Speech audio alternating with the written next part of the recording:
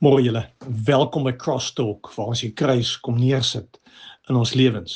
Die afgelope 2 weke is ons met Jesus se kruiswoorde besig. In Johannes 19 vers 30 sê Jesus as hy aan die kruis hang, dit is volbring. Engelse vertaling sê it is finished.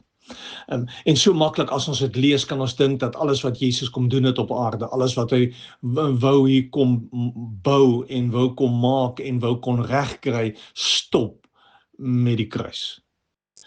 Die Joodse leiers het gedink as hulle Jesus gaan kruisig, dan gaan hierdie beweging gaan tot 'n einde kom, gaan hulle die mense wat Jesus volg uit mekaar uitjaag en dis die einde.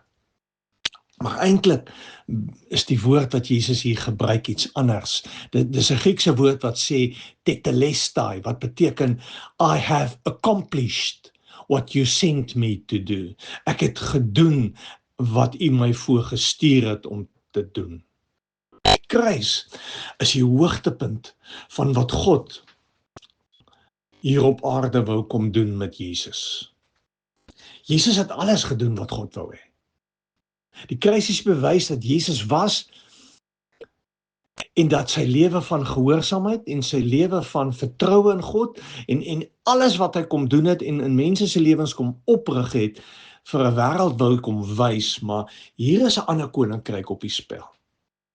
En hierdie koninkryk kan nie stop en gaan nie stop by die kruis nie. So as Jesus sê dit is volbring, dan sê hy nie dis die einde, hou op om te glo in my nie. Hy sê eintlik dis die begin van iets groter wat hier vandaan af gaan uitvloei.